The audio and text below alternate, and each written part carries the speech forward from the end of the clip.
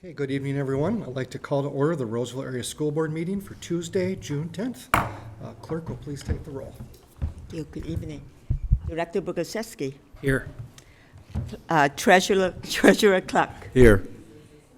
Chair Anderson. Here. Clerk Goggins. Here. Clerk Shaw. Here. And what did I just say? Oh, my God. Clerks. Okay, I'll answer. I'm sorry. Director Goggins, Director Shaw, and Clerk Chu is here. Oh, my goodness. We know what you mean, Clerk. Yes. All right, any agenda adjustments for this evening? There are no agenda adjustments. All right. Under announcements, comments, recognitions, this evening's land acknowledgement will be read by Treasurer Clark. Thank you. Roseville Area Schools acknowledges that we reside on traditional, ancestral, contemporary, and unceded territory of the Dakota people. From Badote, a confluence of the Mississippi and Minnesota rivers, a place the Dakota people poetically claim as the center of the earth directly beneath the center of heaven, to Indian Mounds Park, a sacred place of burial built by ancestors of living people and home to the only known remaining burial grounds within the Minneapolis-St. Paul urban core, Indigenous people have cared for this land. Through warfare, genocide, relocation, and removal perpetrated by colonizers, the state of Minnesota, and the federal government, injustices that reduced over 150 million Indigenous people to around 300,000, Indigenous people have given their blood, tears, heart, resilience, and love to this land. Enduring boarding schools that were in operation from 1879 through the 1930s, where assimilation through humiliation was the curriculum and unspeakable atrocities occurred daily, to the foster care system, where more kids were removed from Indigenous homes than any other group in Minnesota, Indigenous people have not lost their culture or identity and still reside on this land. Roseville Area Schools is committed to ensuring the culture of our Indigenous relatives, the original and rightful caretakers of this land, is studied, preserved, and celebrated. We are committed to the understanding and honoring the sovereignty that has been denied to nearly 600 Indigenous nations, including 11 federally recognized tribes in Minnesota, through the breaking of over 400 treaties, and we are committed to the truth of history of our Indigenous relatives, the success of our Indigenous students, and to the healing we hope to create through this commitment. Thank you. Thank you. All right. We are pleased to have with us our 2025 Minnesota Teacher of the Year candidates. At least one of them, or some of them. Dr. Lake will Yeah, introduce. 3 candidates. Please great. come forward. Ms. Turner, Ms. Lyseth, and Mr. Patton. come on Please up, come to come on the up. table. Congratulations. I think they're also meeting one another and exchanging experiences. Please come to the table. Yeah. Yes. And I had asked that they introduce themselves and talk a bit about their experience and maybe why you graduated education and what makes your world so exceptional in Roseville area schools. And maybe Varsha, if you'd start, and then Ms. Turner, and then Mr. Patton. Sure. Hello, everyone. Good evening. Thank you for inviting me here. My name is Varsha Lyseth. This is my 12th year teaching here at the high school. You can blame Dr. Lake for that. Yeah. She was the one who interviewed and hired me, and I'm very grateful for that opportunity. I immigrated here 25 years ago from India. Took the traditional route of IT, spent my 20s in computer science, but eventually really felt compelled. I still get teary-eyed when I think of when I first heard that any child here could go into a school and receive education. That was not a fact of life where I grew up. Education was the privilege of the wealthy and the upper strata of the society. And here in the United States, any child, irrespective of the circumstances of their birth or other surround, can walk into a school and receive quality education in a public school system. I still feel very emotional about that, so once I felt that I had gotten a strong enough foothold in the American middle class and my American dream had come true, I felt really compelled to give back, to help preserve that dream for the future generations and to be a part of something so wonderful. And so that's when I decided to be a high school teacher in my late 30s. And Dr. Lake was brave enough to give me a chance. And this is where I started my high school teaching career. I have thoroughly enjoyed every day. It's not been without struggles at times, but this is where I'm meant to be. And I'm really, really grateful for the school board's vision for our schools, for just including everyone. All the children at our high school just feel very, very welcome and very well cared for. And the school board and Dr. Lake are mainly responsible for that, for making us all feel so connected to that cause. I'm sorry I'm taking too long. But yeah, that's what brought me here. And I hope to retire from Roseville Area High School. So We're thrilled you're here. Thank you. Thank you for taking that job 12 years ago. thank you for offering it to me.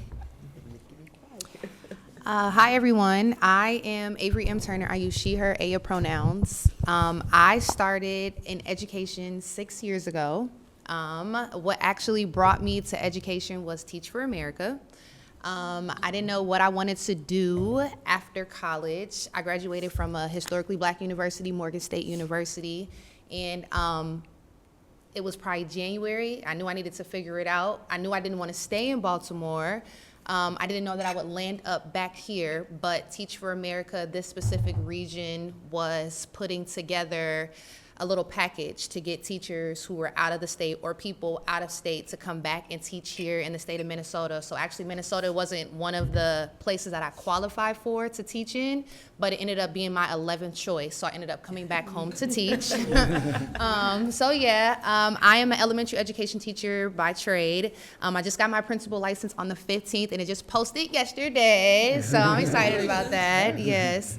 So I started off in second grade, then I went to fourth and fifth grade, then I went to adults, then I went to high school, and now I'm back in elementary education. I still sub on the side with adults. So what brought me, like I said, Teach for America, and like what's keeping me is the will to want to make education better, specifically here in the state of Minnesota. And I feel like I'll be able to do that by continuing to advocate for myself, for my scholars, for families, and for the community. Thank you. Thank you. Glad you're here.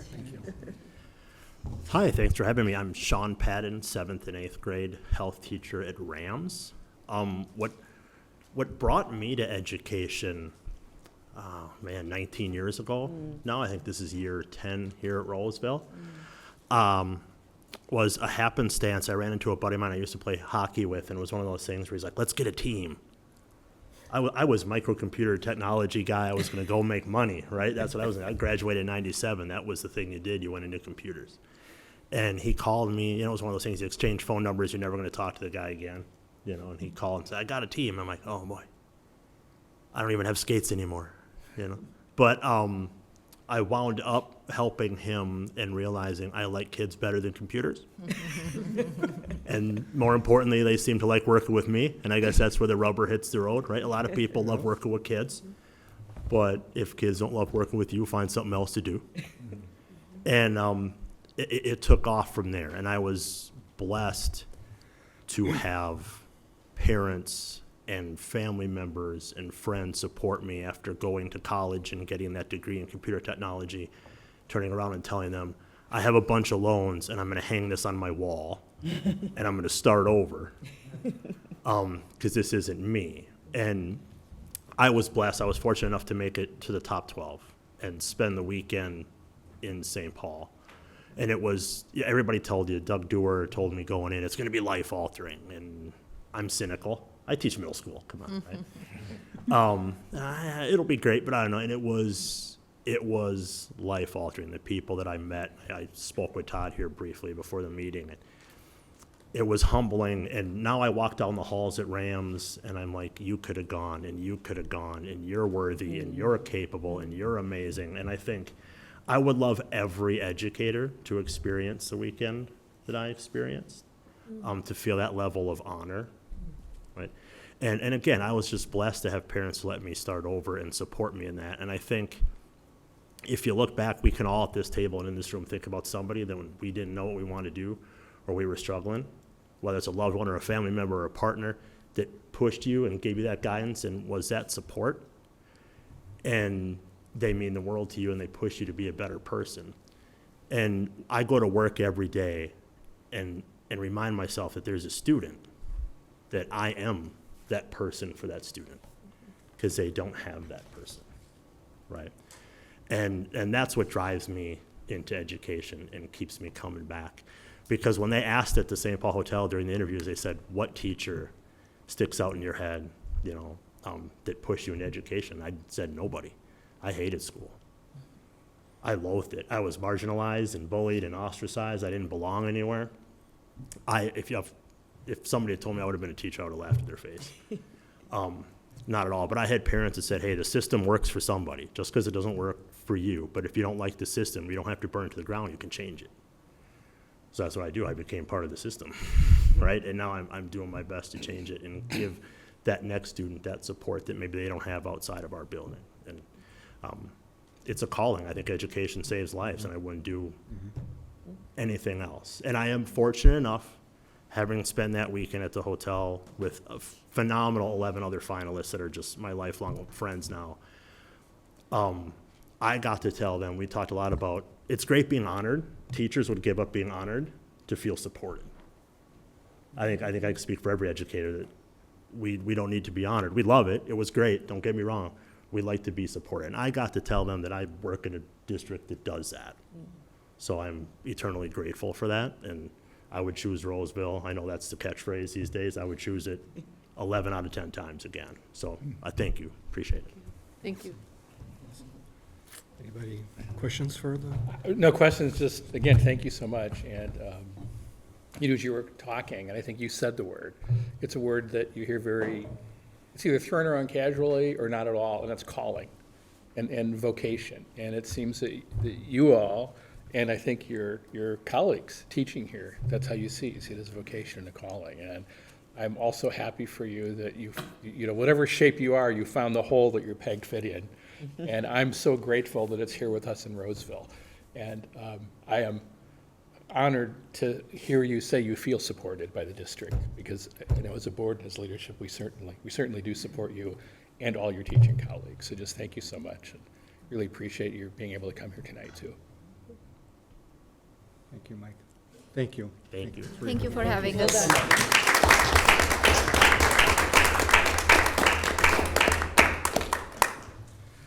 Moving on to number 4, in evening's agenda, summary of community input received for action items.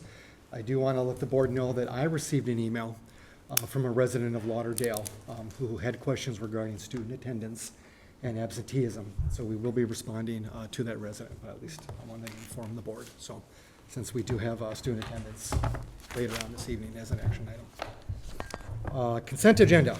All right, I will entertain a motion. Besides, we do have a retirement. Obviously we have gifts, but I will entertain a motion to approve this evening's consent agenda. I move approval of the consent agenda. All right, is there a second? Second that? All right, all those in favor signify by saying aye. Aye. Aye. Those opposed?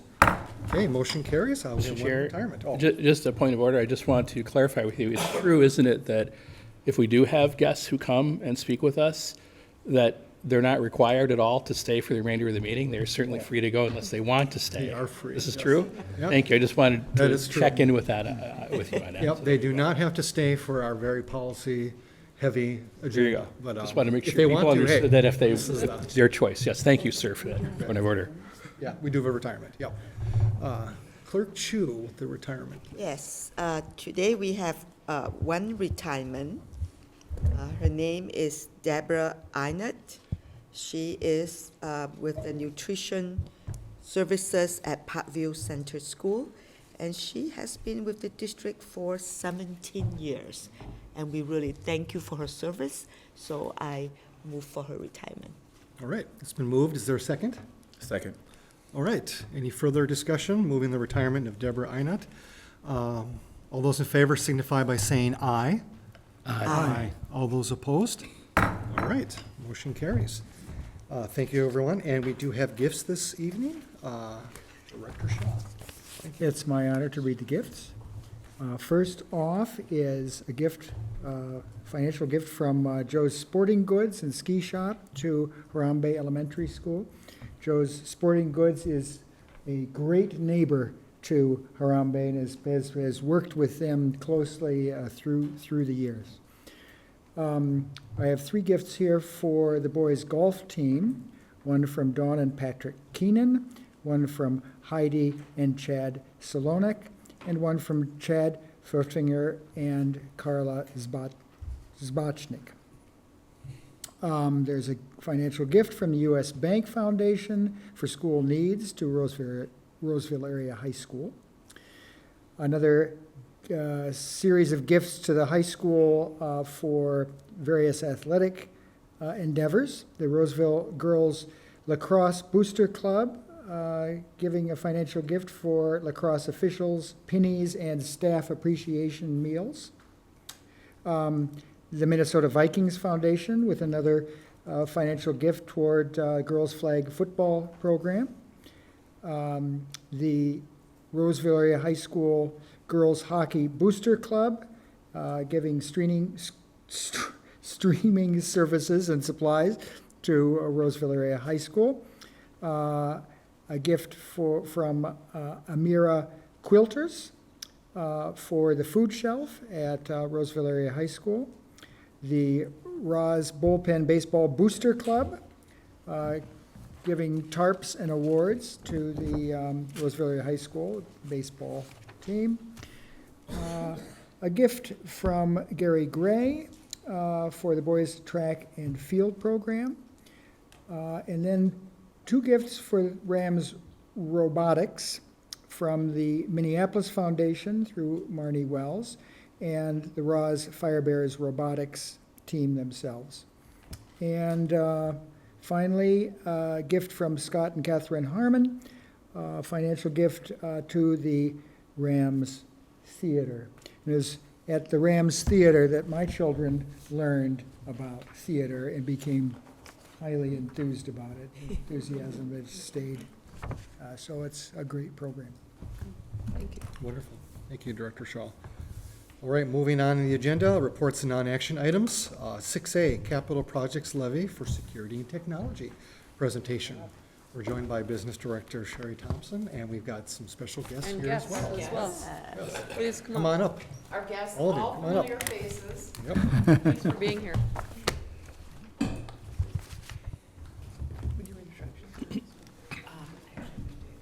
So, first of all, focus area 5 of the district's strategic plan states that secure and allocate financial resources to support the district's mission and vision. Technology plays a key role in that, in the operation of the district, including security, safety, student learning, cybersecurity, communications, and infrastructure. The district is facing some challenges in adequately funding our technology-related operations without a dedicated funding source. Our operating capital does not adequately meet those needs. We rely more and more on technology. So we are here to review with you this evening the role of security and technology in the district and then a possible remedy for addressing that. You see familiar faces here this evening. We have Peter Leatherman here, who will review his survey data. Jody Zespa from Ellers, our trusted financial advisor. Tina Clausen, technology information supervisor, and then you hear from me probably all the time and too much. So we're going to start with an overview. We're going to keep you in suspense for a few minutes before we get into the good information and hear survey results. But we're going to start with the security and technology levy, what we are looking at, what we are proposing. And if I may, Sherry, Yes. if you go back to the first screen, it's simply backdated because the board has heard this presentation at a study session, but it wasn't made available for the public, and also it was made available to our district finance advisory committee. So Yes. now it's being presented today for the public. Yes, and thank you for that clarification. But yes, that is the reason for that date. So we have several areas of impact as far as technology in Roseville area schools, looking at safety and security, cybersecurity, student learning, our infrastructure and communication. Tina's gonna touch a little bit more on those areas. So safety and security is definitely an area that we've been investing in recently. We've got over almost 700 cameras that we've got across the district, and we continue to add to that. We've got a secure entrance, and we've added also many of the card readers to different areas to try to keep them more secure. But it is an area that every single day there's a need in that. I get a request to add a camera, or can we please fob this door? So it's one of the more growing areas, I think, that we did not see expenses. We did not have the level of investment and the cost to support that even 10 years ago. It's a new area. And then student learning, of course, is the primary focus. We are one-to-one student iPads in grades 6 through 12. And then at the elementary levels, our ratio is probably 2 to 1. At most of our elementaries, we're at one device in the K4, K5 actually, areas. Another area during COVID, I was just gonna stop. Oops, sorry. That's all right. For us, during COVID, our teachers did not have laptops, and so that was an expense that we were still using desktops in a lot of the elementary classrooms specifically. So that's another area that we've got an ongoing cost to that we didn't have even 5 years ago. Then cybersecurity, certainly everybody hears this word every single day if you turn on the news. We've invested for a two-factor, and then we also have had to have we outsource our security monitoring and have software on every computer, which again is a monthly cost that we did not have 5 years ago that we need to keep up with. And infrastructure, which is definitely not one of the glitzy areas that you think about, but at the same time, without the data closets, without the access points, without all of the servers and things that we need to support, technology is useless if it's just a device, if it can't get on the internet these days. And we have a lot of upkeep that we have to do with our data closets to keep everything functioning. And the final area is communications. Certainly very important to communicate with our community and our families and keep them informed. We have a couple of new systems we'll be rolling out next year. Parent Square, which is a different tool. We've been using another tool that really just is a text and phone call. This will be a tool that will also allow us to bring texting to teachers to directly contact families. So again, just emphasizing that every single time, every single year we're having to put in new systems or keep our systems up to date, and that is an ongoing cost. So again, this ties back, a technology levy or technology funding source would tie back to our strategic plan in area number 5. We are in need of additional resources for the success of our students in today's digital world. This is just an overall kind of snapshot right now of what when we've broken out our security cost or our technology related costs. We have yearly technology software and support costs of $2.1 million. The security aspect of this is $406,000, and again, this is just a snapshot from this year. And then technology capital, just the capital aspect for an annual cost is $2.5 million. To put this into some perspective, right now we have what's called operating capital, and we generate about $1.8 million in operating capital. All of these expenses would qualify for operating capital. However, we generate 1.8 million. Also, from that 1.8 million, that's where we buy equipment, district vehicles, furniture, all of the other capital type items need to come out of that. So as we move forward, it's getting more difficult and challenging to keep up with these costs. And that's why we are seeking additional funding. In addition to that, you've had the first look as far as the budget for next year, and you'll be adopting that on June 24th. We are looking at deficit spending by $2 million next year. based on our prelim budget. As we project forward, that deficit will continue to grow. So, and of course, we have slightly declining enrollment. So we also are looking at how we keep our class sizes intact, but we need a funding source in order to continue these operations. This is kind of a timeline. We actually started working on this in January, pulling all this information together. We have reviewed it with our district finance committee. We've actually done that a couple of times. We have conducted a survey, rather Peter has conducted a survey, and he will share those results with you. We are looking for approval from the board to move forward in hopes of approving this at your next meeting on June 24th, authorizing the ballot, and then moving forward to a November election day.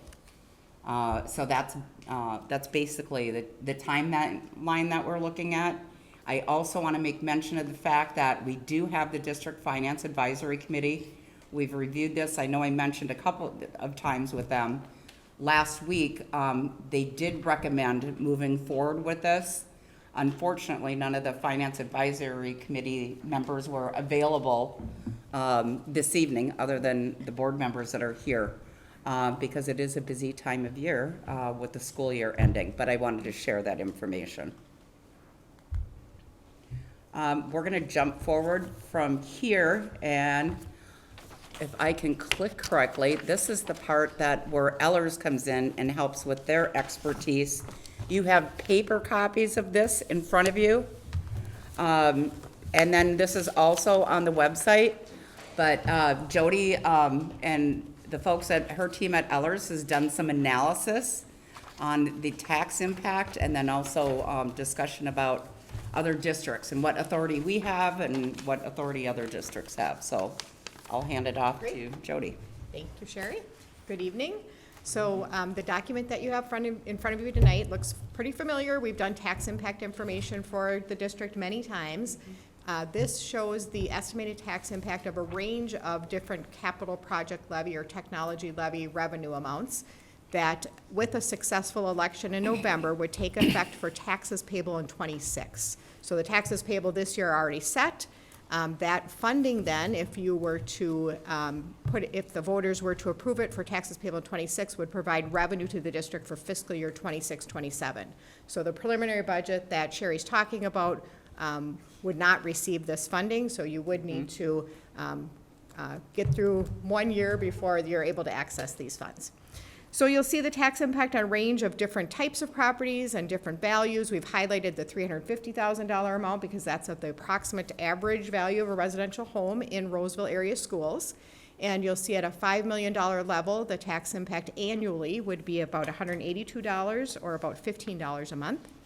For a $6 million, $218 or about $18 a month. And then for $7 million would be about $21 a month. Different than an operating referendum, you do have a voter-approved operating referendum in place. We'll talk about that in a minute. This is a tax rate that is applied against your tax base. So your operating referendum is a per pupil amount, so that grows with growing enrollment, it declines with declining enrollment. The capital project levy is nice because it would grow along with growth in your tax base. If your tax base declines, it goes down. So it's not dependent necessarily on that enrollment piece, which is a nice feature of it. So then we'll take a look at the list of capital project or technology levies that are currently in place. And I kind of use those words interchangeably, but we do have some districts that use this source of revenue for more than just technology. Most often it is used only for technology, but you can use it for some other costs too. And you'll see the list of districts here has, if you would have looked at this a handful of years ago, it would have been a lot shorter list. It's grown quite a bit. Used to be pretty much isolated to the metro area, but now there's quite a few greater Minnesota districts that are accessing this funding source too. So I'll just point out a couple. For example, Hopkins School District has one of the higher levies for suburban or, first ring suburban schools. And they are relatively close to you in terms of their enrollment. So I just wanted to highlight that they are accessing $15.5 million of revenue for their budget this year, and that's certainly supporting their educational system tremendously there.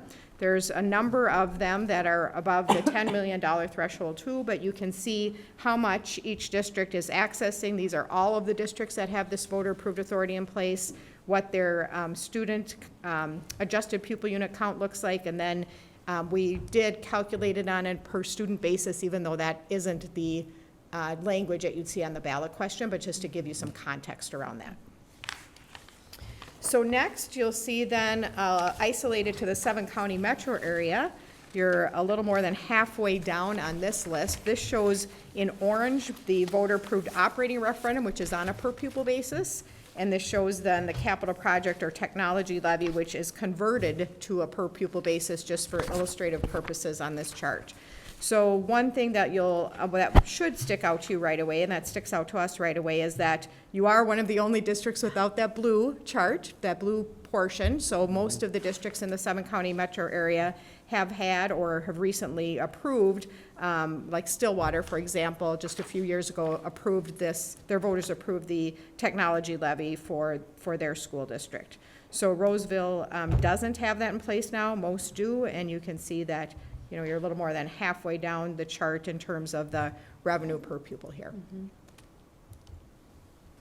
And that is the information and data that I have to share. So I think we move on to the survey next, unless there's questions on any of that information. I do have some questions, I think mainly, maybe even for Sherry or Tina. So, understand the 5 million, a little over 5 million that it takes to handle all this is today being pulled out of other things, because we don't have this. And so that would be able to go back into support the general fund, teaching, staff, all that kind of stuff. That's current year or most recent year. What do we expect growth of that 5 million cost? Because this is not spend 5 million and it's done. This is like 5 million each year, because it's not just replenishment of hardware maintenance, it's also the security systems, subscription fees. I think it's also covers, I'm guessing, the insurance premiums for like cybersecurity insurance, all that kind of stuff. Next year, is it going to be 6 million? Is it going to be 7 million? Like, what, is there any thought on that? So we tested, and we've talked about the increase here, because we really kept, and I would say 5 million was kind of really our bare bones, right? Realistically, it is our cost this year, especially when we look at some of the technology infrastructure salaries, right? They're not instructional technology. Right. We are really at that $6 million mark. Already, okay.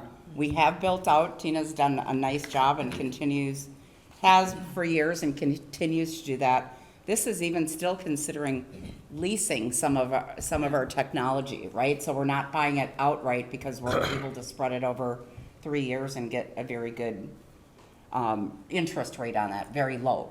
Right. So, yeah, so this is planning forward. And really, I guess before I hand it over to Peter, I would say that we looked at, an administration is recommending the $6 million. And that's what Peter tested as he got into the survey data. Because you're right, there's going to be some increases there. Yeah, because I wouldn't want to go through all this, have one chance to do this. Correct. In like the next 10 or 20 years. And, there's obviously a trade-off intersection between what the voters feel they can support and what's needed, but I wouldn't want to shortchange ourselves either and go for an amount that leaves us in the same hole 2 or 3 years from now. Yeah. So, yeah. Thank you. And I also want to stress, when I talk about the infrastructure-related salaries, that is restrictive, right? Yeah. It is, as far as maintaining our network, it's not like any kind of salaries that we just label technology. Okay. Thank you. So I'll hand it off to Peter. Take it over. Unless they're... Peter, welcome. Pleasure to be here with you this evening. This is, like I mentioned, the superintendent, this is really neat to be in this building. I remember being in here in the 90s with Karen Schaub when it was very old. So, I mean, I walked in and thought, did they remodel this? It's really impressive. Just to review with everybody what we undertook for the district this time. We spoke with 400 randomly selected residents across the community. Interviews were conducted between May 19th and May 30th. Average interview time was 12 minutes. Non-response rate was 6%. Results are projectable to plus or minus 5% in 95 out of 100 cases. Putting up some demographic profiles, 66% cell phone only. They're still there, 10% landline only, and then having both landline and cell phone 24%. First set of demographics, we look at how long has the person resided in the Roseville area schools. 18% have been in the district for 5 years or less, while 38% have been in the district for over 20 years. Typical residents been in the district right now for about 15 years on average. 27% are 18 to 34-year-olds, while 37% are over the age of 55. You kind of have too big, it's an inverted bell-shaped curve if you look at the age distribution, but the typical resident's about 46 and a half years old. 23% have a child attending the Roseville area schools, 13% have a preschooler or an infant, and then 71% are empty nesters. And once again, empty nester does not imply an age, it's just a lack of presence of a child. So we could have a 23-year-old. For classification, if they don't have a child, they're an empty nester. So your core constituency, parents, is about 3 out of 10. 7 out of 10 are not your everyday customers, shall we say, as we look at this data holistically. Continuing, 29% are renters. Self-assessed home value comes in a little bit under the 350, about 335,000 is the typical. You see the distribution based on the number of registered voters in each of the areas, with Roseville being a flat majority at 54%. Continuing with demographics, fairly always been highly educated, just short of a majority being college graduates, including postgraduates in that, while 24% are high school graduates or less. 60% indicate they're white, 17% African American, 9% Hispanic Latino, 8% Asian Pacific Islander, 7% multiracial. The bottom bars are the biggest, has had the biggest impact on the success or failure of referendum over the past 2 years in Minnesota. And it's had nothing to do with what was on the ballot, it is the financial situation of the household. To give you an idea, and now the timing on this, it's been fascinating as a pollster to watch since April 2nd, Tariff Liberation Day. There were all sorts of expectations on what was going to happen. And what we were finding in the first quarter of 2025 was 45% indicating they were financially stressed. With April 2nd, there was obviously an expectation that was going to spike up. It has actually done the inverse right now. What we're finding in April and May is the financially stressed has dropped down now into the high 30s. Will that be the case in November? Who knows? But it is moving in the right direction. It continues to come off of the high that we had in the first quarter of 2023 when we had 60% of people indicating they were financially stressed. It is moving in the right direction. But it's still going to be a factor for districts because pre-pandemic, the norm was about 26% financially stressed. So we're still up 50%. And how that impacts financial funding requests from districts is it creates more people that are would be supportive. They can't afford it. So it is moving in the right direction. You have the other macro issue that we're going to talk about in a couple slides that other districts have coming in play, more particularly than the economic situation of the household right now. Looking at the political ideology, 37% indicated they were liberal, 33% conservative, 26% moderate, community education users at 23%, and then women outnumbered men by 2% in the sample.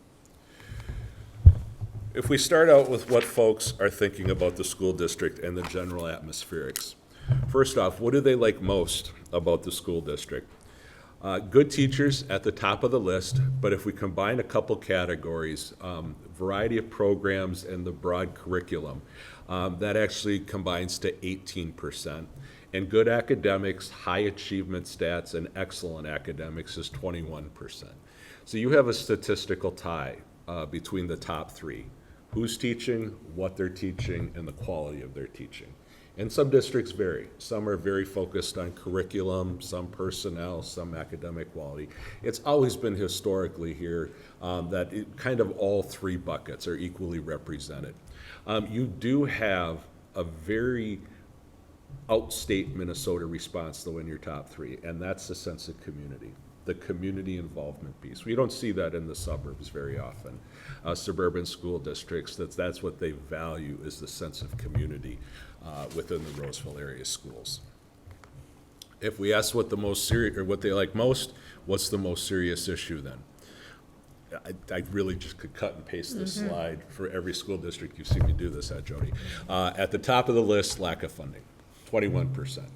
You're actually a little bit lower than what we're finding in May, because as the legislature continued to not do anything for a while, it's continued to grow people's concern on the lack of funding.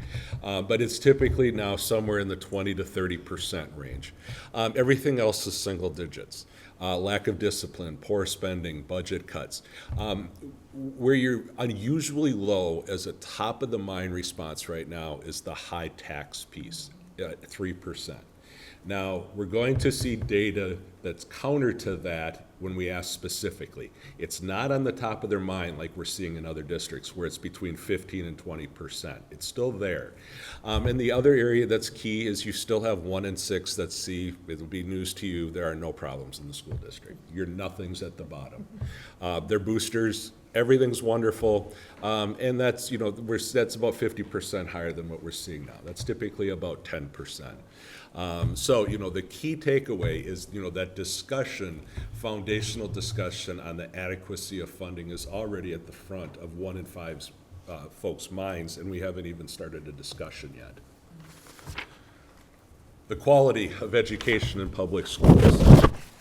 Now, the 2019, I always debate right now in keeping this in, because it is an apples to oranges comparison when we're talking about people's perception on the quality of education.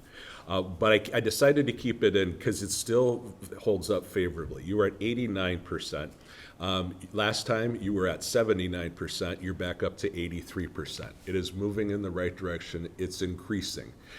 You had the drop that we talked about in 21 that every district did in the excellent rating, the enthusiastic rating. That has stabilized. This continues to drop, though. The norm right now is 78% for the positive on the quality of education. This is the macro issue of education. Once everybody got past masking or virtual and all of that, they've now settled at the macro concern with the learning loss and things like that coming in, and the concern on the recovery. But when we ask if they think about the quality of education since 2020, do they think it's getting better, about the same, or worse? By a 47-to-8 ratio, so better than 6-to-1, almost 6-to-1. People see the positive momentum of the quality of education improving. So there might be overarching concerns, but the momentum is going in the right direction, almost a flat majority saying it's getting better. How does a district do on meeting the learning needs of all students? Most, only some, or very few. Just short of a majority, 49% say you're meeting the learning needs of all. It's about 5 points higher than the norm, and it's a stringent standard. We follow up with those that say most, only some, or very few, and you see that arrayed in the upper left-hand corner, the type of student whose learning needs are not being met, and it's the same everywhere. It's the struggling student, low income, average special education. So there's really nothing unusual here, but the key is you almost have a majority say you're meeting the learning needs of all at this point in time. Some specific perceptions, and the 2021 data in here is interesting because you could see the spike in uncertainty, the yellow bar. People weren't paying attention. They were worried about all sorts of other things back in 21 with the pandemic, and especially non-parents were disengaged, paying no attention. And so, does the district spend taxpayers' money effectively and efficiently? In 2021, almost 30% said I had no idea. So we're down to normal ranges. The agreement's gone up to 74%. Norm on this right now, it's upticking. People are feeling a little more positively. It's about 61% right now, so about 13 points higher than the norm. Do they see a good value for the investment? It's stable from 21 at 82%, and this has gone down across Minnesota, and it's because of property taxes. When you look at value, the two inputs are the taxes and the quality, and you're going to see the concern on taxes. Do you ask for a tax increase only as a last resort? Well, that always goes up the further you are away from a funding request. So now we have a high of 73%. Are they satisfied with the decision-making? 76-20, better than almost a 4-to-1 ratio. Continuing, do they trust you to do what's right for the children? Even at the height of the pandemic in 2021, you were an anomaly at that 79%. I mean, those results back in 21, it was oftentimes a 50-50 coin flip in districts, whether they trusted. So it's still extraordinarily high. Do you involve the community? That has recovered. That's about 10 points higher than the norm, and you can see the 8-point increase from 21. Have you spent past funds responsibly? That's up to the high now over the past 6 years. And the bottom question is always the key question to this point leading into a funding request, and that is the schools are a good investment, and I would support a referendum to protect that investment. The key on this is always the no, because as it's phrased, it doesn't say operating levy, bond referendum, dollar amounts. It fleshes out your core no. The 23% is about 10 points. We're finding this in the low 30s right now in 2025 in school districts. Just at the outset, I'm against anything. So that doesn't mean everything's going to pass, but the lower that number is means there's much more of a tolerance for a discussion about a potential funding increase. Safe and secure learning environment. This one we haven't asked in the past, but we decided to because a portion of the capital projects levy is for safety and security. And in testing this through the years, safety and security is always at the top. And it always, especially a lot of elected officials, people will support a funding increase if they see a deficiency. So then if they support a safety and security, do they think that the buildings aren't safe and secure? No, safety and security is a whole different animal in the minds of voters. This is an insurance policy. So you have 88% saying that the buildings are safe and secure. It's right at the norm of about 90%. So when you see support for funding for safety and security, it's not to fix a deficiency. It is to provide the insurance. And the turning point to this was Newtown, Connecticut all those years ago. Columbine changed it for about 2 years, but then we kind of fell back. Newtown, Connecticut, and now it remains. People will invest whatever's needed to in safety so it doesn't happen in their town. Job performance ratings. The board, 72 to 23. Norm board rating right now is about 58 to 40. So you're up 8 points and comparatively 15 points higher. Superintendent and administration, this one is always the ratio, looking at better than 2 to 1, and you're almost at 3 to 1. And then the teachers, you can see in 21, it was the height of the pandemic discussions on teachers, unions, and that sort of thing. They have rebounded nicely, all the way back up to 90% above where they were in 2019. The teachers' overall ratings, though, in the metro area are still in the low 80s. They have not recovered like yours have. Overall assessment of financial management, then, last time it was 57%, this time it's 57%. This is really a tight range. You know, the norm on this is 52%, and there's not a lot of variation. It's plus or minus 5% on each of this. So when we look back on the previous questions on financial credibility and stewardship, the district does have trust with residents when it comes to financial matters. I love this chart for you because this shows the impact of politicians. In 2021, that was done right after Governor Walz did the victory tour talking about the largest funding increase in the history of Minnesota. And boy, everybody believed him. 58% said, yeah, my district's adequately funded.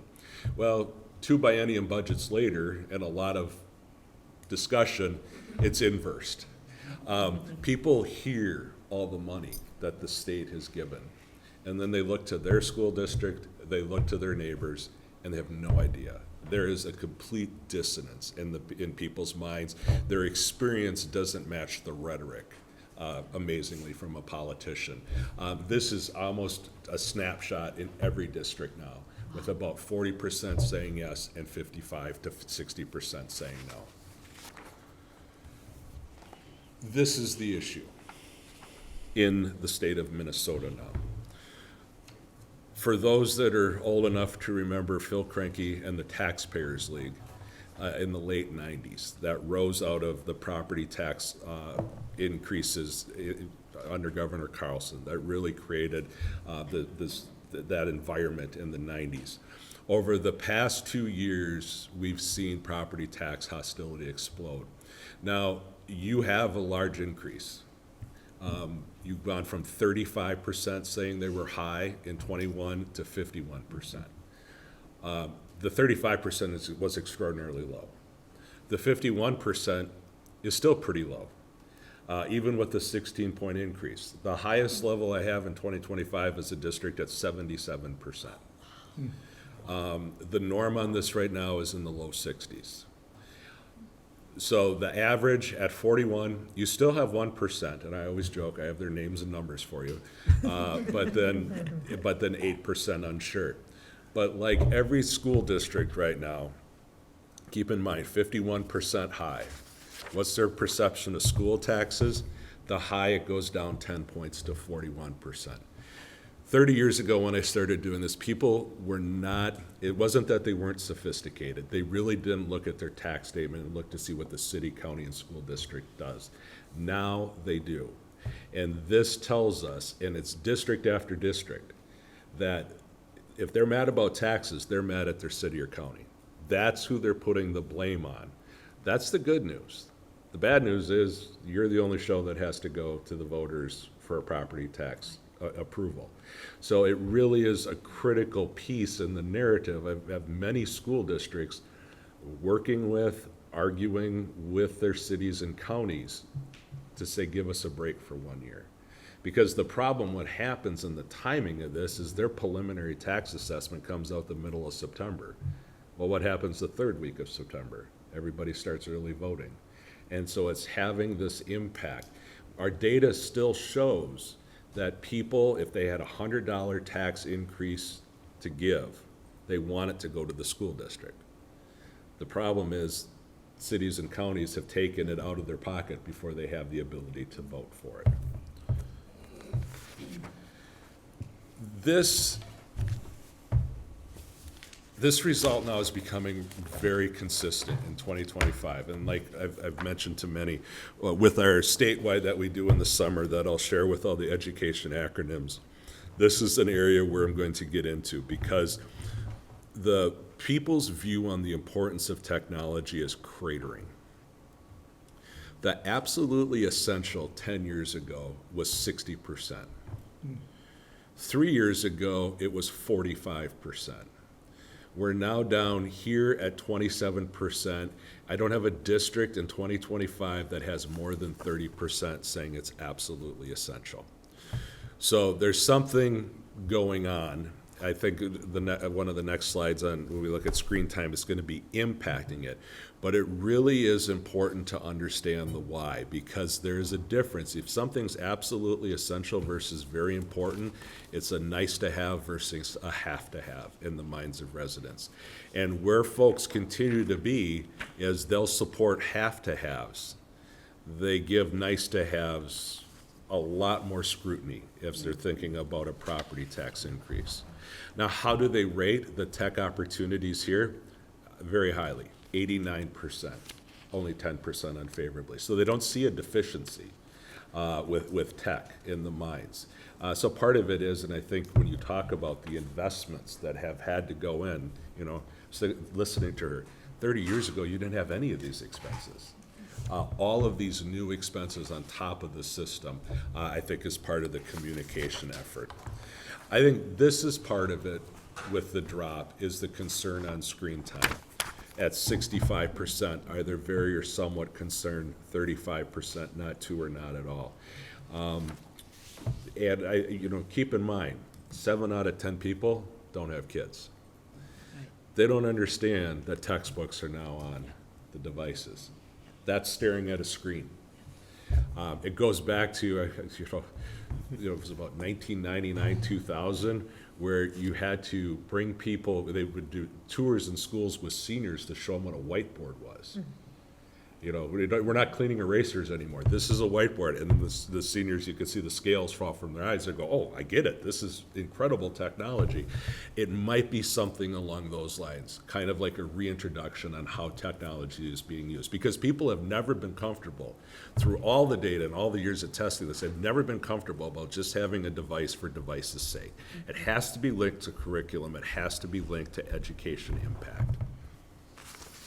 Artificial intelligence, it's a big I don't know right now. 48% say it's about right, 23% say I have no idea. Those that want to make an evaluation, a quarter think it's going too fast, 5% too slow. So this is pretty typical to what we see. And this is kind of a wait and see in the minds of how this is going to play out in education. Could you tell us what exactly the question was that was answered in this case? Yep. There's been a lot of discussion about artificial intelligence. From what you have heard or seen, do you think Roseville areas are moving too fast in its use of AI, too slow, or about right? Okay, thanks. So on the predisposition, if they heard the district was going to ask for a property tax increase, are they for all, against all, or are they persuadable?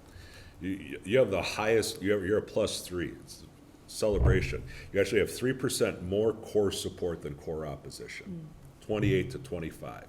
The norm right now that we're seeing in all the surveys is about -3, kind of just the exact inverse of where you're at. But the key is always going to be the persuadables, the 46%. So on the let's make a deal question, and this is an atypical chart also. Normally it's a ski slope from nothing all the way out to the upper ranges. You actually have a valley. So 30% say nothing. We always want that under 35%. You have 14% at $6, 27% at 12, and then you have 22% at 18 or more. Typical residents coming in right at about $15 a month. The tax tolerance at the outset, $180 a year. So what we tested with folks is the $6 million capital projects levy. And as Jody had up on the screen, just to remind everybody, we told them it would be used to fund safety and security, cybersecurity and data privacy, computer hardware and software, and technology support staff. On a $300,000 home, it'd be $15 a month. And on a $400,000 home, it would be $21 a month. So on a $350,000 home, it's about $18. It's a little bit higher than the tolerance, but still, you have 64% support. And keep in mind, you have 30% that are going to support nothing. You have 32% opposing this. You only pick up 2 points in opposition when they hear what the funding's going to be used for and the tax impact. So what's the reason for their position? At this point, it's the same reason. There's been no campaign. Education's important. That's wonderful. Nobody votes in a special election because education's important. They vote, and it'll come to the top over the course of a campaign that it's needed, that there are logical consequences if it fails. Where's the opposition based on? Taxes too high, cost too high, no children, poor spending, and it's not needed. We tested 4 arguments in support, and I'll read them for you because I just could give a brief couple words on the chart. At the top, it is important to invest in technology,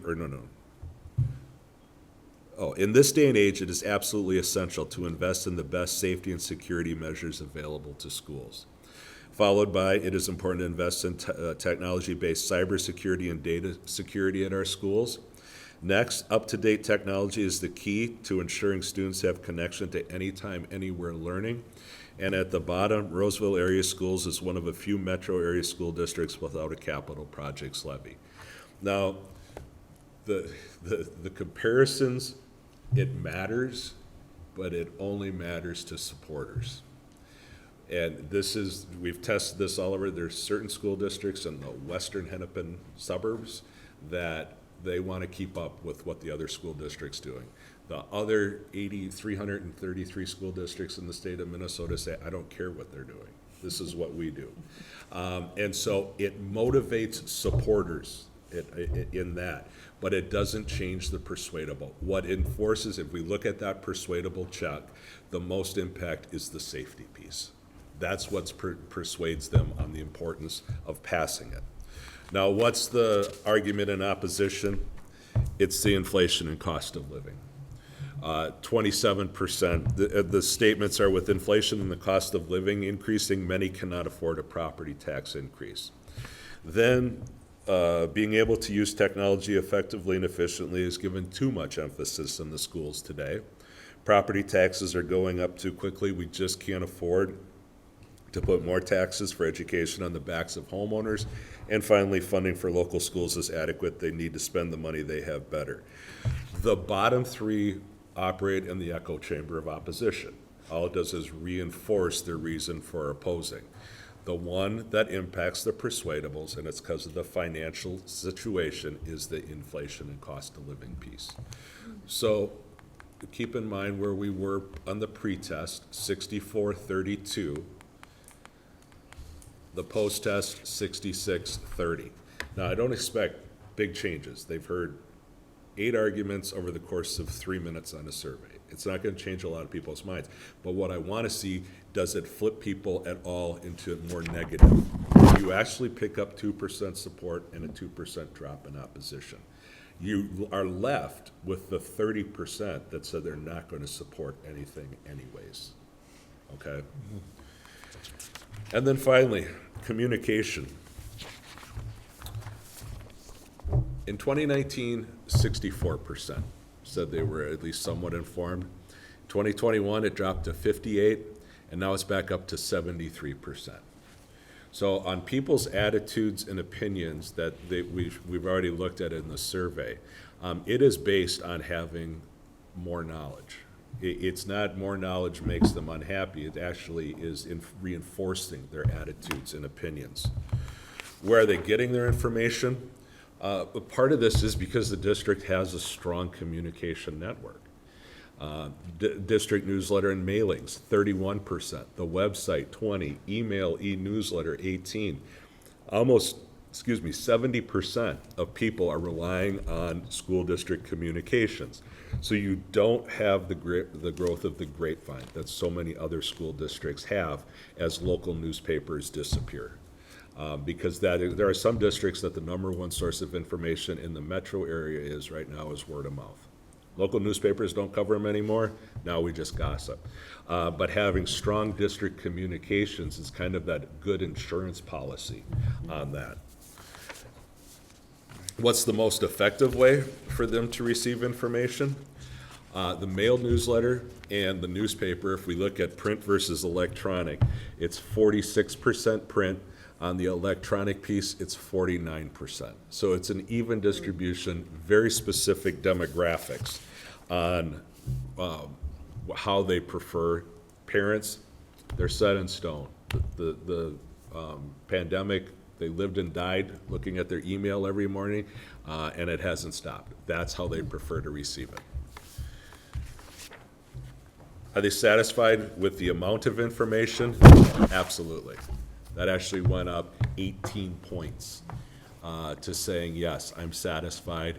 14% said too little.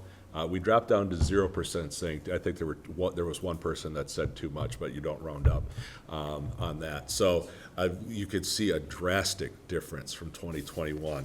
And then the quality of information also increased by 21 points from 69 to 90%. So, I mean, overall, the big picture with the atmospherics in the district, the district started to recover from the pandemic in the minds of residents. There's strong credibility when it comes to trust of the board, the administration, decision-making, financial management, involvement, all of those that lay the foundation for a potentially successful referendum.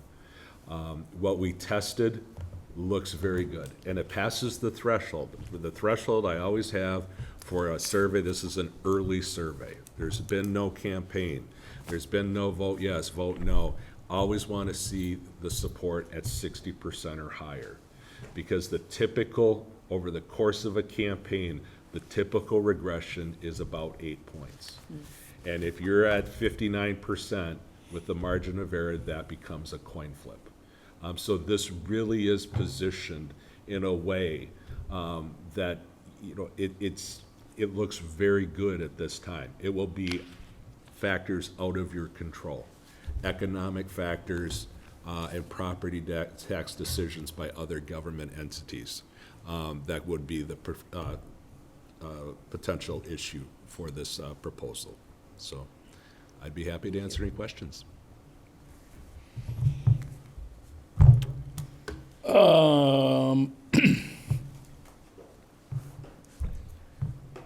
So it's intriguing, the suggestion that being a little more educational around what tech means. That's intriguing, that could help, potentially. Yeah, but I think for the purpose, I would recommend at this point, don't try to peel that apple for this. Got it. I think this is Safety, security. this is a bigger thing for MSBA, AMSD and everything to start that reintroduction, shall we be, of what technology is. Okay, all right. Yeah. So then if that's handled that way, then it kind of leaves the safety and security message as the one that the data suggests could resonate most Yeah, with those people who care. yeah, yeah. Second question, the way it was collected, can you correlate things like between the 29% of renters and those who might feel financially stressed? And yet renters may not, and/or empty nesters, especially the younger ones, may not be even inclined to be likely voters necessarily, and/or renters don't see explicit, you know, county taxes on their monthly rent bills, right? That's all handled by the landlord. So just, you get where I'm going on that? Just Yeah, no, absolutely. Yeah, I can cut the data, and what we do in the report is we have 2 questions up front about asking about past voting behavior and intention to vote in off your election, wink, wink, that, oh yeah, I'll definitely vote, and then you don't. So we have standard, you know, we discount people's intention, you know, to behavior in that. So looking at, you know, I just did a quick look at it for the purpose of the presentation. What I always want to see at this point for a likely voter is, are they more likely, are they more supportive at this point in time? And your likely voters go up into the to the low 70s. So you get an increase. Part of it's driven though by parents saying there are more parents falling in the likely voter profile. Right. We know over the past 12 years, it doesn't play out that way. Parents underrepresent. And is that true even for off-year elections? It's especially true for off-year okay. elections. Okay. Yeah, it's since 2013. Before 2013, and, you know, I always pinpoint it. It is the Eden Prairie School District that we saw it first happen, and it is. There has not been one exception to the rule in looking at this. That traditionally, so you had your parents were 23%, correct? Yes. Yeah, 23%. In 2005, in an off-year election, you would expect parents to overrepresent by 10%. So they would be 33% of voters in an off-year election. Now, they more times than not do not even get to the 23% representation that they are demographically. And we've done surveys and asked parents who didn't vote, why didn't you vote? They forgot. Busy, they got too kids. busy. Yeah. They're only the key constituency. Right. Yeah. I mean, there really is there's a bigger sociological change. In 95, everybody had kids too when they were parents, but still made the time to vote. But yeah, I mean, there was one district a couple years ago that had an 8% turnout. And then my final question for now, unless another one occurs to me, And you'll think this might be an Ayler's question, but it's really a Leatherman question. So if you look at this, right? And if you look at the row that was highlighted, just as an Yep. example, right, the $350,000 home. So if you do the back math from the percentages, it looks like the typical annual tax bill for that home is about $3,750. It's like $3,750, right? Like if you took the increase and divided it by the percent, it's 3753, 3748. So that means that the 5.8% at the 6 million that you tested came out to be $218, right? So it'd be 218 on top of the 3753, so it'd go from 3753 to around 37 or 3971. You see what I'm saying? So just for clarification on that, this isn't that percentage rate at the bottom. This isn't a percentage increase in their taxes. Okay, that's what I'm getting at. That's what I Just- want to know. Just is- for so clarification. maybe it is an it's Ayler's the question. Tax rate, which is, it's an Ayler's question. what is the actual percent and dollar amount on the typical annual tax for a $350,000 home in the district? Because if $218 is $218 compared to I'm paying $1,000 a year in taxes, that's very different than if it's $218 that I'm paying $5,000 a year in taxes. Yeah, I don't have that in front of me right now, but I can get that. to I think you. that'd be This helpful. is just simply the rate that Sure. results in this revenue for you, yeah. Because again, if it's, the way you worded it, I think was excellent. It's, you feel financially stressed, you feel financially comfortable. If I'm told that, oh, this is gonna increase my annual taxes, $218 or whatever that is per month, if that's against a big number already, it doesn't necessarily add a lot to my stress, but if it's against a smaller number, then it does. And then what I was gonna ask you is if we had that in your experience, going from like a 6 million test to a 7 million test, would that have shifted maybe just in your estimate the answers on some of the, you know, I would support it and not support it, et cetera, et cetera, et cetera? If we tested 7 instead of 6, Yeah, yeah, you would have lost because you're pulling it further than on a $350,000 home, 250, so you're going to $21 a month on the average home. You're about 40% higher than the tax tolerance. It's not going to shift it a lot though, because it's you have that core. yeah. But, you know, the older I get, the more conservative I get on recommending things, just simply because things happen that are out of your control. And I agree with that. It's just getting back to Yeah, my very first question I to remember Sherry your and first Tina question, you were earlier. going with it, yep. You know, we don't want to shortchange ourselves either. And Yep. if the, what do you just call it, tax, Are you leaving money on the table? you leave it on the table that might not have that large of a deleterious effect on the voters, given, you know, that amount, and that could be tied to the Ayler's question of, well, what is the total tax and what's the actual real percent that this would bring it up? And, right, you get it. Yeah, no, I agree. And that's, I mean, in the survey as it's structured, we always test the big number. And then, because I very rarely go forward, hey, how much more can we get? Yeah. And normally I'm telling you, you can't do this, or you need to do 2 questions, or you need that sort of thing. You do have some room, I think, if you wanted to, but I don't know if it's worth the risk Yeah, yep, Yeah. with the factors out of your control. thank you. Yep. I have a question for Peter. Thanks, by the way, this is, I love the work you do for the district. It's just really good Thank you. survey. Against the backdrop of, you know, a capital projects levy campaign this fall, we also will have a local school board race. So we will have candidates out there.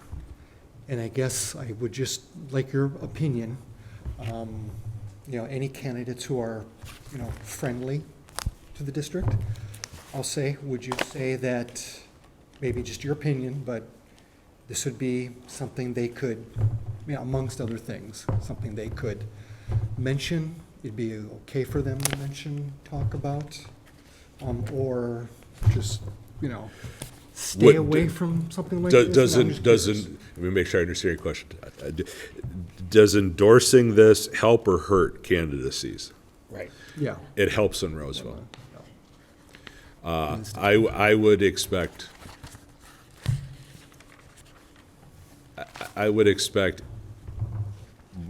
if a candidate seriously wanted to win in this school district, they would endorse this question.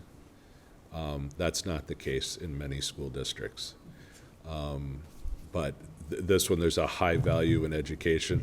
To be fair, on the districts that have divided boards now, kind of, you have your two political parties, just not labeled Democrat and Republican.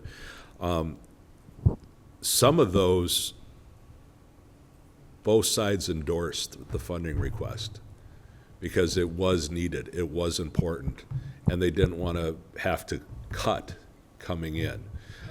So no, endorsement in this district. Part of it is the high value of education, the high number of educated folks in the district. All of those things impact. But no, I would not recommend as a political strategist to anybody to run in the Roseville area schools against a funding request.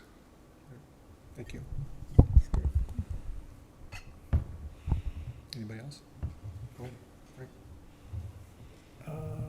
What was my question? Oh, I have sort of heard on the street that we're anticipating a large increase in the Ramsey County taxes. Have you heard that, or is that out there? But on account of federal funding, the drops in federal funding. I have heard, nothing specific for Ramsey County. Okay.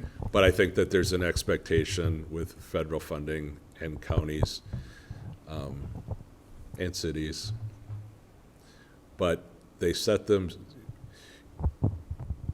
I would say talk to your county, talk to your cities. Mm-hmm. A lot of school districts are talking with the officials about, for 1 year, don't put us in a position like in Rochester last year, where it was an operating levy. If it failed, they were closing schools, and a week before people started voting, the city came out with a 10% tax increase. And then that put the district in the position of having to say, don't hold us responsible. Mm-hmm. If you're upset about taxes, vote them out. Mm-hmm. But don't hold us, because if this fails, we're closing schools.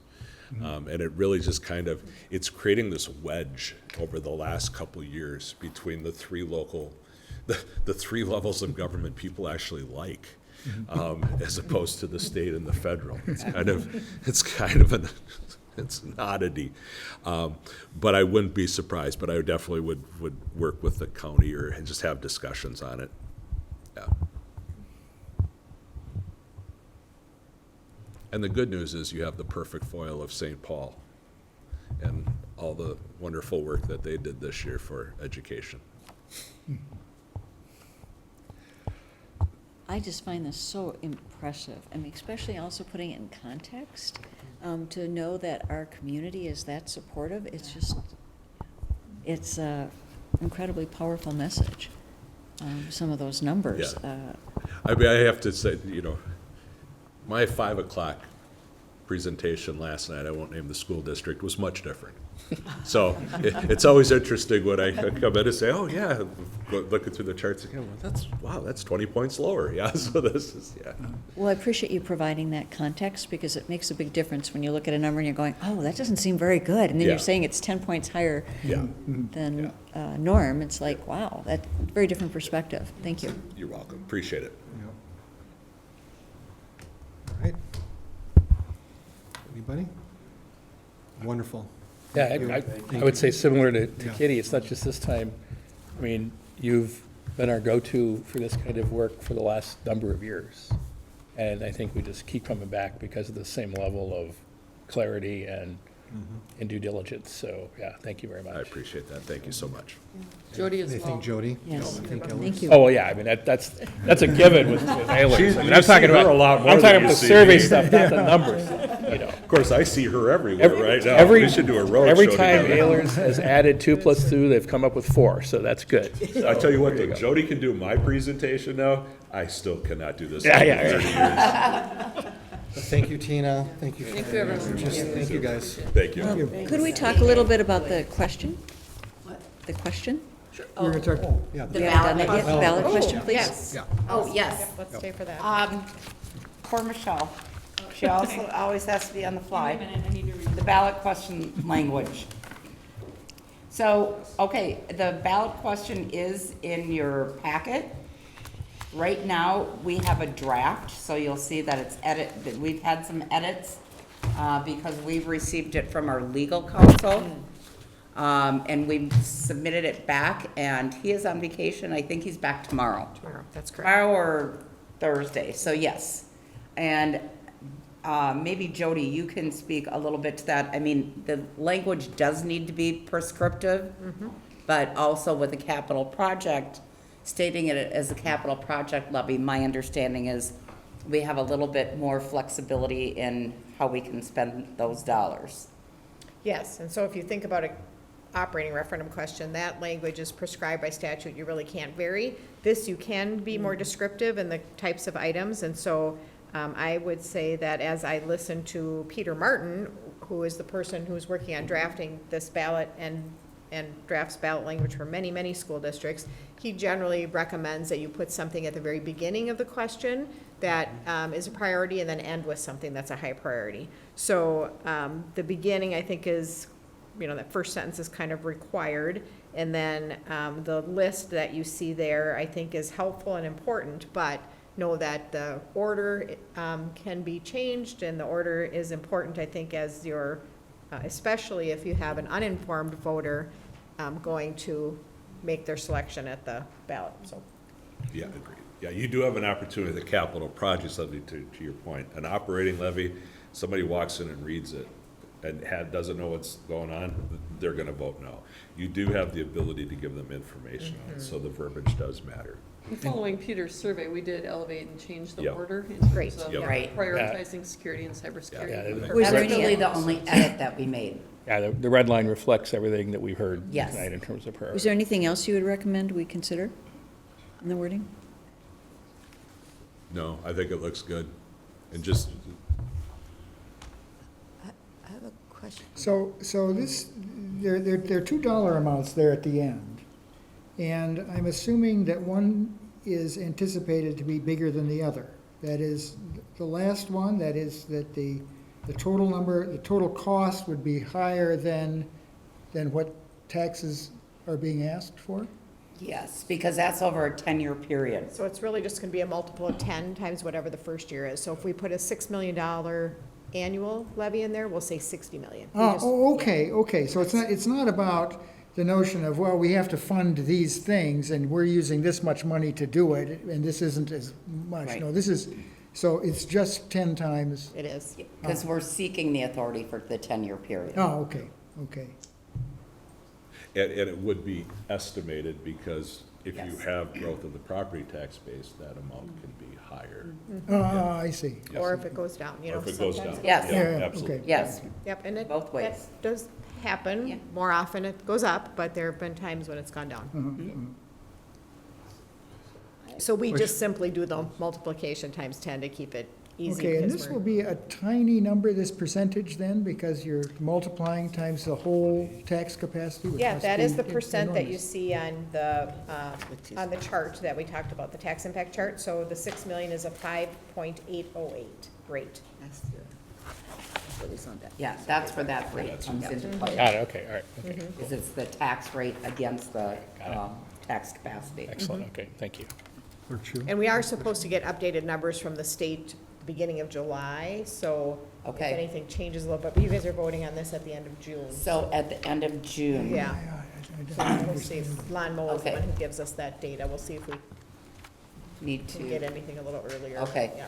okay, or potentially, And if there's anything that changes dramatically, we could talk to you about it and see if we Sure. want to do anything. Yeah. What is the tax Okay, rate? I Can mean, Rose go next? Sorry, she's been, Yeah. I apologize. she's been waiting. So I'm curious, we talk a lot about safety and security and cybersecurity. So the word safety got taken out, so I don't know whether, I'm just wondering about that. Nick, I Gary? looked into that. Yeah. Safety is more things that you can, they're things that you can avoid, cracks in the sidewalk, you know, things that might hurt you, but you sort of create, Okay. things safer. Security are things that you cannot, that are unintended, that you can't, that you're protecting against. Okay, And so it really is, that's what we are going for, we're going for security. thank you for the clarity. Yeah. We also use safety pretty predominantly in the 2017 bond ask around Yes. safe and secure entrances in our Yep, buildings. Yep. I always thought the safety had this nice ugly feeling to it, but it actually, there literally are, we have Okay. defined. Kitty, go ahead. Did you Oh, I was just going to ask you, when you talked about the tax rate, why is it such a large number? I would have thought if it's a tax rate overall and all the taxes collected, would it be a lot smaller? Can you help So us out? that's the rate that's applied against the total net tax capacity value of the school district. And that is arrived at by looking at the estimated market value and all the different tax class rates that the legislature approves. So there's, you know, higher rates for commercial industrial property as compared to homes, for example. So after all of those calculations are done and you add it up for all the properties in the district, this is the rate times that value that would result in a $6 million levy. Thank you.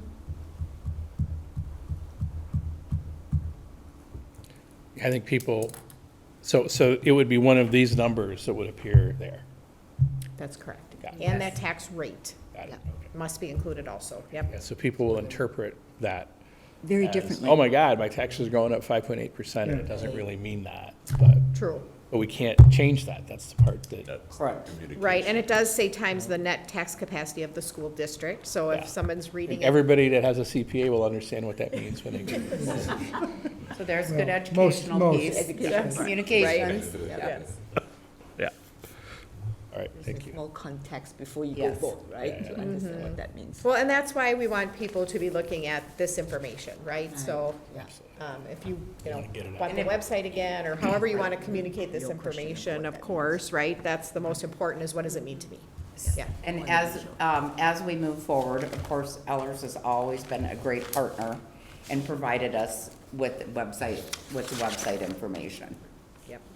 The And then- tax calculator, so they can put in Yes. their, you know, estimated market value, yep. And so in the redlining of the language, it depends in our hand now, right, basically, the district, okay.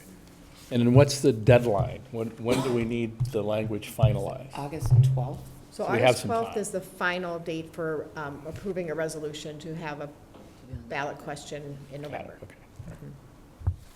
Ideally, your- June 24th, Yep. I We do. have to. so the board can have their eyes on a final ballot question. Got it. But as you were mentioning, if there are changes, We'll talk about that. Yeah. If we need to Adjust discuss something, that, yep, we'll figure that out. yep. And we'll get to that in advance. Yes, yeah, Yep. you won't be waiting I till June, know but you- yeah, we'll look at that. okay.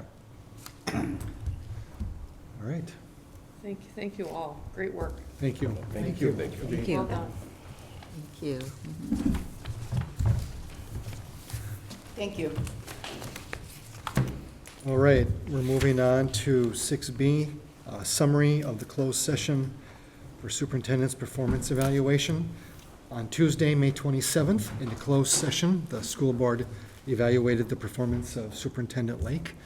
The strengths of Superintendent Lake were discussed, some growth opportunities were discussed, and just kind of as a message to the community, to the public, that process will conclude this evening. We will have another closed session to review the discussion with Superintendent Lake in presence. So that was the summary. Thank you. Okay, moving on to action items. 7A, Policy 104, the Equal Educational and Employment Non-Discrimination, having its second reading. Director Kenyatta McCarty. Good evening. Right, well, this evening, we're looking at the second reading of Policy 104, which is Equal Educational and Employment Non-Discrimination. This policy was last revised in 2018, as I mentioned last time, and published regulation changes were in January 2019. There were some revisions made to some policies similar to that last school year that were approved by the board as well. So after the first reading at the May 27th board meeting, there were no suggestions in terms of requested edits. And so at this time, there are no additional changes. All right. I move we approve the policy as it had been presented.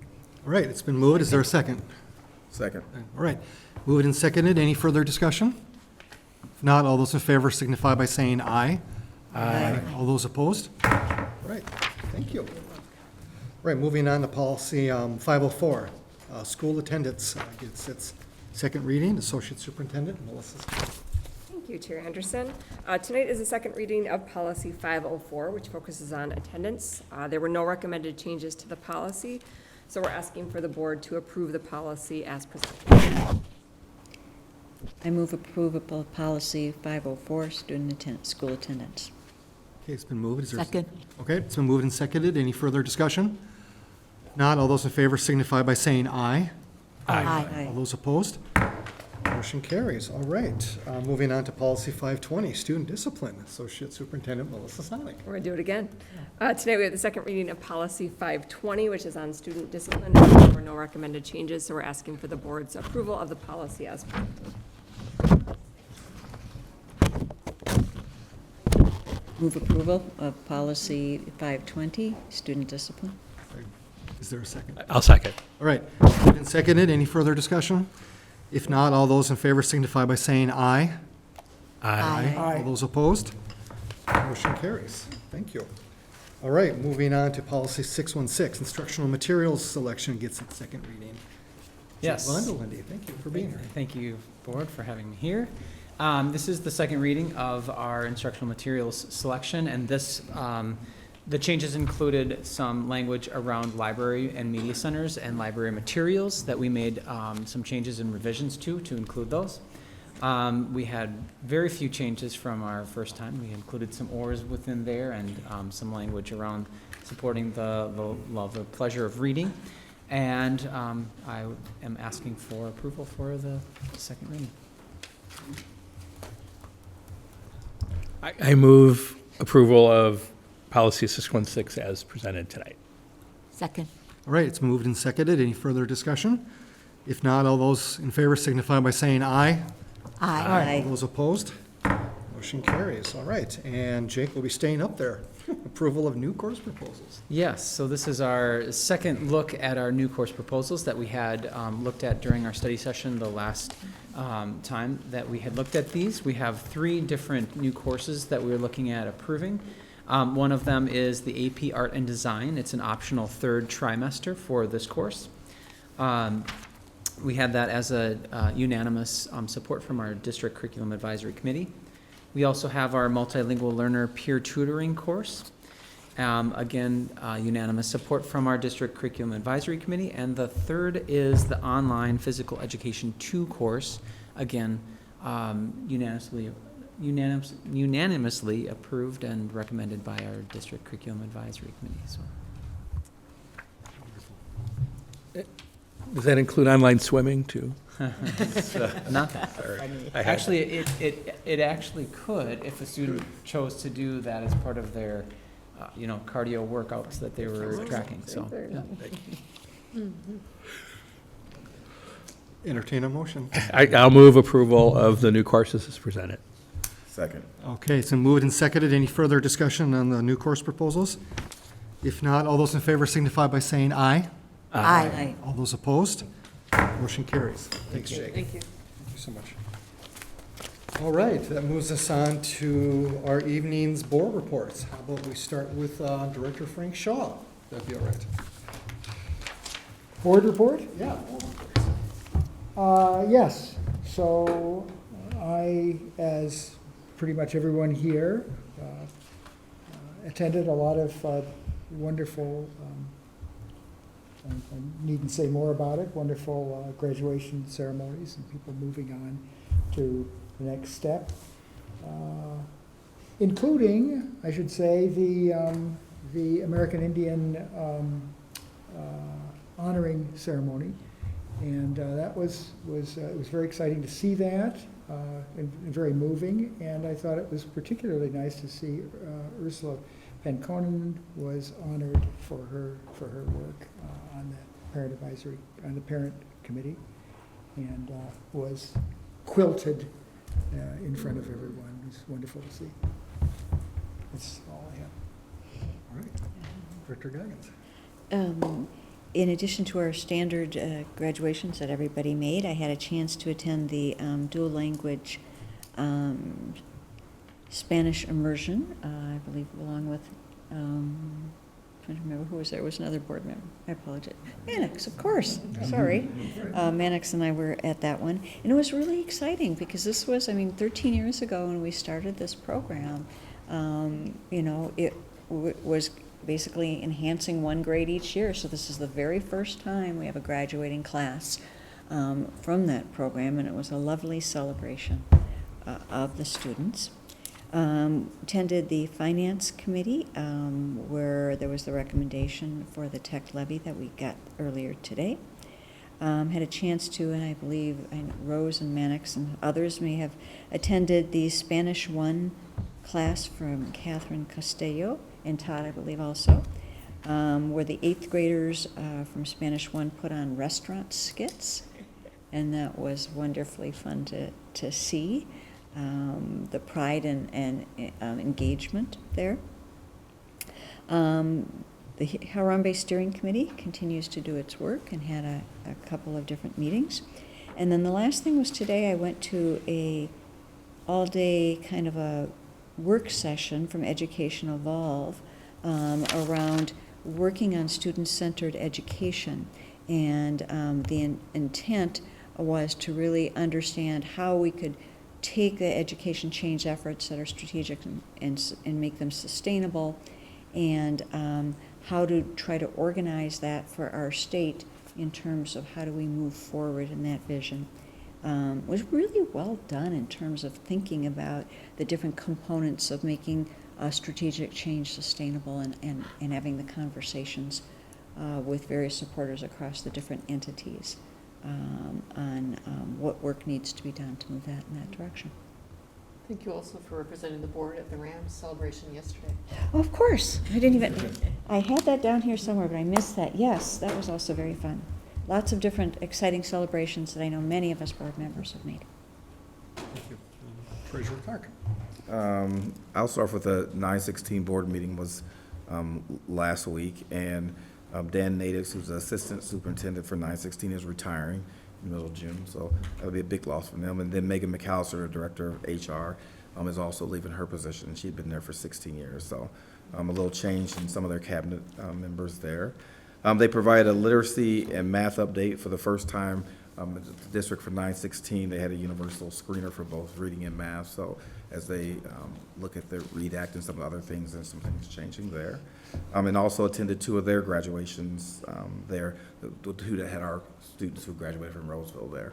It's always good for the Wells graduation that many of those students have worked in our district, and whether it's in food service or in our facilities area. So it's always nice to see that they had those opportunities while they were going through that program. And the last thing I will say, I got the pleasure to attend with Dr. Lake, Associate Director Smith, Director Ardito, the Avid 8th grade class at Parkview invited U.S. House Representative Betty McCollum to speak, and she did a great job chatting with the students and then answering all their questions that they had for us. So it was a good opportunity. So. Great. Mike. Just due to work stuff, the only things I had a chance to attend the last couple of weeks were the big 3 graduations: the adult learning, the Fairview Alternative High School, and the Roseville Area High School. And not to belabor it too much, I'll just say, once again, it's just a reminder of why the school district exists. It's helping these people reach a point in their lives where they now have opportunities that they didn't have before we were able to help them in their learning and their educational journey. And they're all moving, they're all wonderful. I think, again, in particular to me, the adult learning and the Fairview Alternative High School are particularly so just because of the individual stories that some of the students are able to share about what they've overcome, whether it's just in their personal journeys and interruptions to the traditional pathway, or whether it's folks who, as one young speaker said, spent 12 years in a refugee camp in a foreign country before being able to come here and complete their education. And those two in particular, as crusty and cynical as I can be sometimes, I'm never able to go through those without shedding at least a tear, because they're just so moving. So it just reinvigorates, I think, me and I think my colleagues too, and why we do this and why as a board we devote the time and energy we do, because that's really what it's all about. So it's just very moving. And I think everyone who was involved in putting on those ceremonies, whether it was here for the adult and the FAS or down at Roy Wilkins, and I applaud the decision to move it into Roy Wilkins, had no concerns about weather this year. So well done to everybody who put that on. That's all. Ditto to the tear part. I don't think I could sit there for like 5 minutes in and I'm already like bawling. Tissues. Yes, tissues. So I'll add, last night I went to the early childhood ice cream show. It has become such an annual event. Even though it was a little bit cooler, it didn't matter. Ice cream does not know weather. It was packed.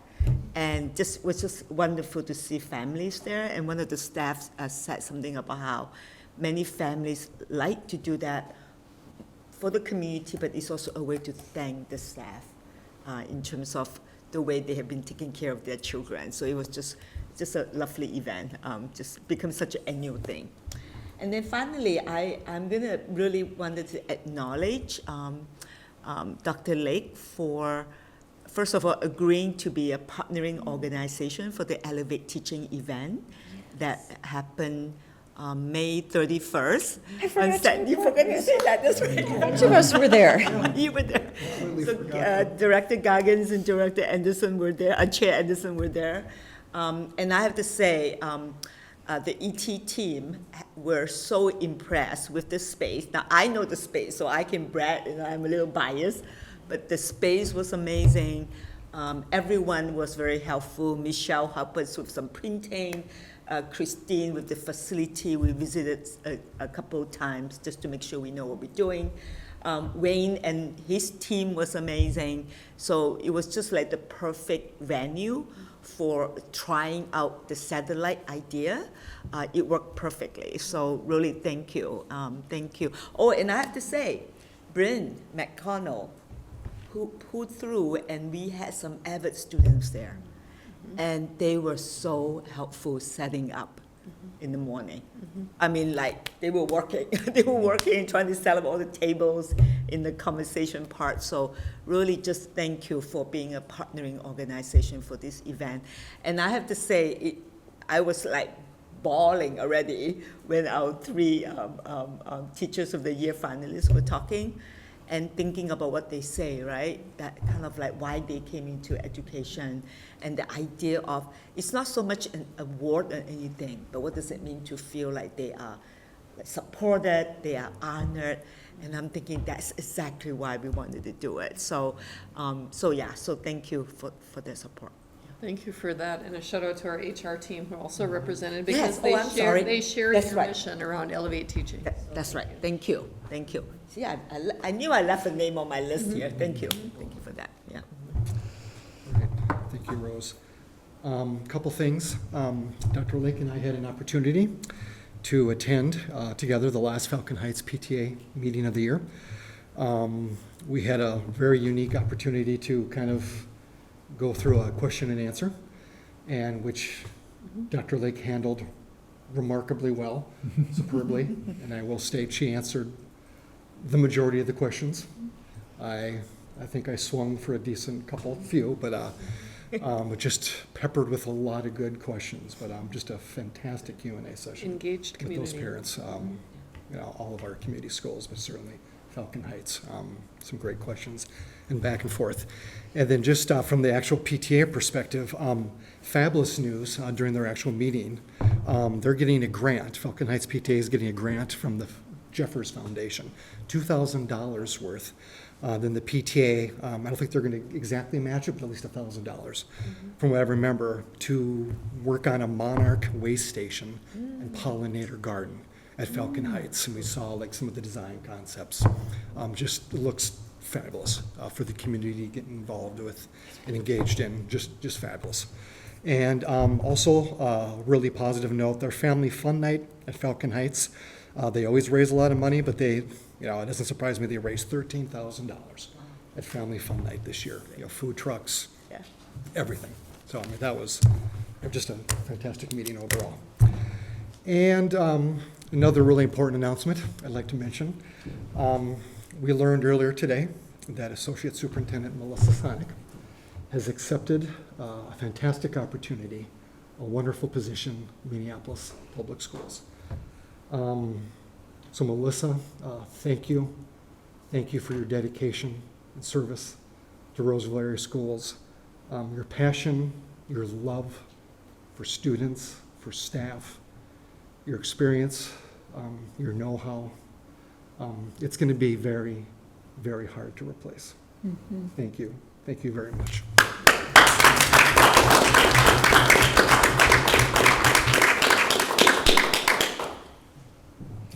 Well, I'll echo Chair's sentiments and just say you'll be missed tremendously. You're a dynamic leader, and you have your handprints all over so much of what we do in Roseville area schools.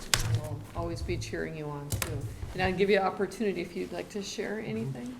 Oh, sure, thank you.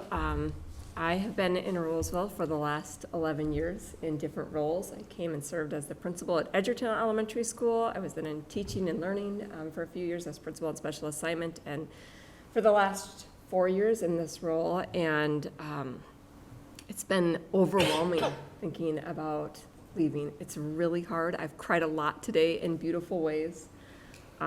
Roseville has loved me into being, and the fingerprints of Roseville are all over my leadership.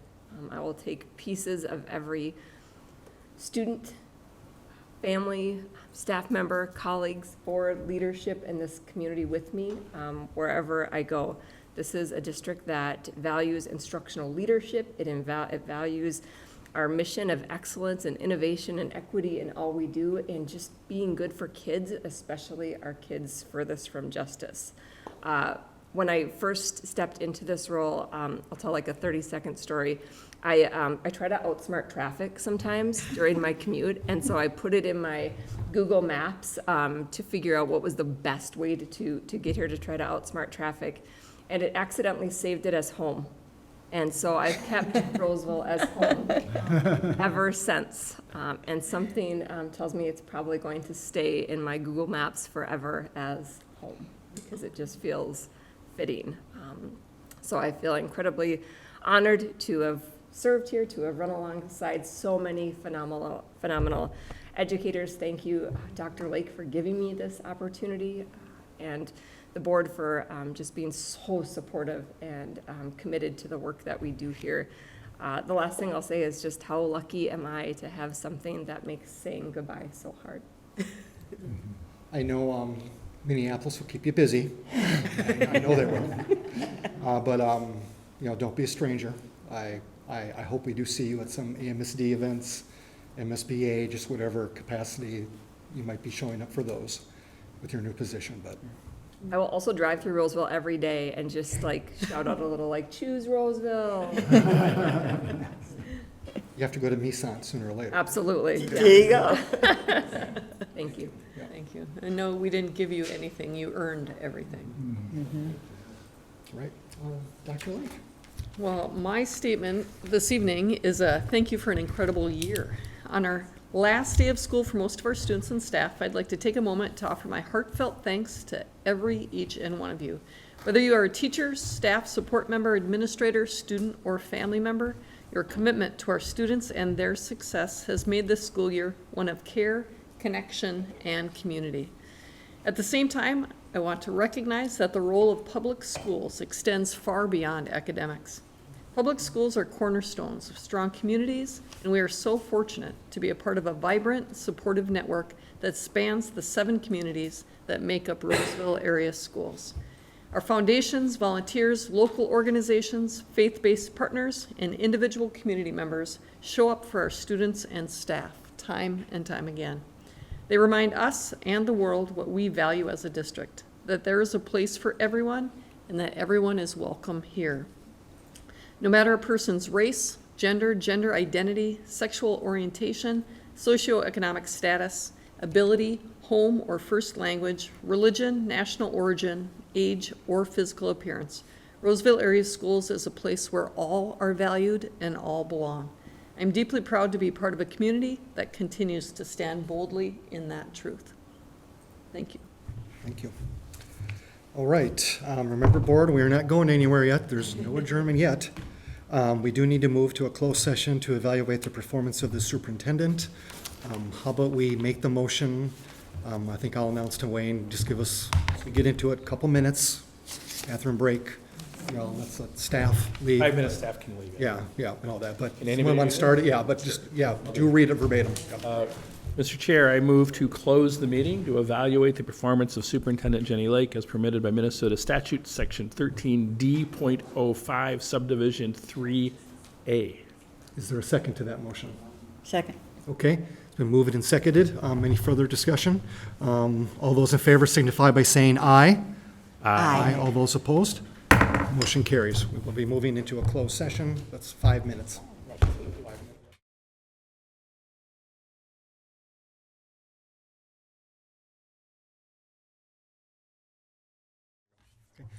All right. Okay, we are coming back into our regular session for the evening. If there is no more business, regular business before the board, the Roseville School Board stands adjourned.